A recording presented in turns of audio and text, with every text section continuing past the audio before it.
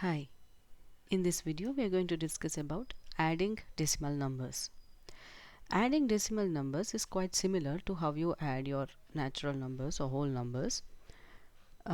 It's just that you have to line up your decimal points whenever you are adding the decimal numbers. Say for example, I have two decimal numbers 2.52 and say 3.31. Say I want to add these two numbers. How can I add the decimal numbers? You just have to write 2.52, and when you're adding, make sure that your digit in ones place falls under the same digit which is under the ones place. That is, you have a designated place for ones, and you have 1/10th place, you have 1/100th position, isn't it? So you just have to keep those digits in their respective positions. That should give you 3.31. Or what I'm trying to say here is you line up your decimals. See to it that the decimal points are in the same line. Automatically the other digits will fall into their own places. Now you can add them as how you usually add your numbers. 2 plus 1 is 3, 5 plus 3 8, 2 plus 3 is 5. So the answer should give you 5.83. You understand?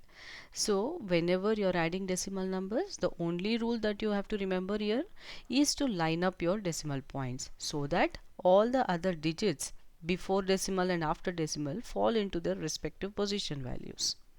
Suppose I want to add 8.46 and say 7.33. How are we going to do this? We're going to line up the decimals. I have a decimal point 8.46 and I have 7.33. If I add them, 6 plus 3 is 9, 4 plus 3 is 7. Keep the decimal as it is in your answer, and 7 plus 8 is 15. So that should give you 15.79. So mind you that when you're lining up the decimals, your answer also should have the decimal in the same position, right? For example, I have a decimal number, say 368.42, and say I want to add something like say 1.3. Now how are we going to do this? We're going to have 368.42 and we have 1.3, right?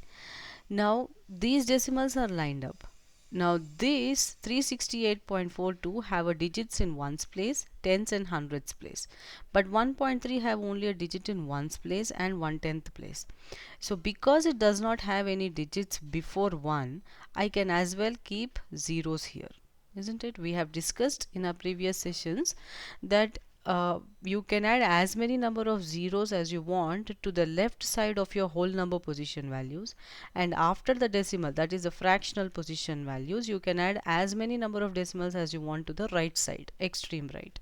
So here after 3 you don't have anything, I can add or I can introduce a 0 in this position.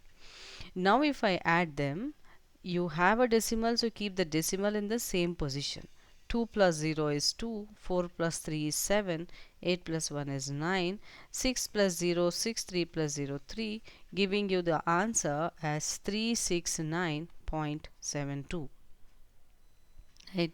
Suppose I want to add a decimal numbers like say 14.56 say 2 plus say 2.384 plus say I want to add 126.4 say 9. Now how can I add these numbers? I just want to keep the decimals in line so that other position values fall into their places. This will be 562 plus I have 2 point. So this is 2 is in ones place. So this is 2.384 and 126.49. So I have here a digit in hundreds place and I don't have anything in hundreds places here. Now this is my decimal addition. Wherever there are gaps, you can introduce zeros. You can fill these gaps with zeros like 2 zeros here, this will be 1 0 here. You understand? Now if I add them, this should give you 4 plus 2 is 6, 6 plus 8 plus 9 is 23. 2 you can carry. Now if you add them, 2 plus 5 7 plus 3 10 plus 4 14. Now I can carry my numbers as usual, like doing your similar addition how you do. Only point here is keep the decimal point in your answer where the position is. Now 6 plus 4 10, this is 13, right, and this 2 1 4, okay, and this is 1. So your answer is 143.436.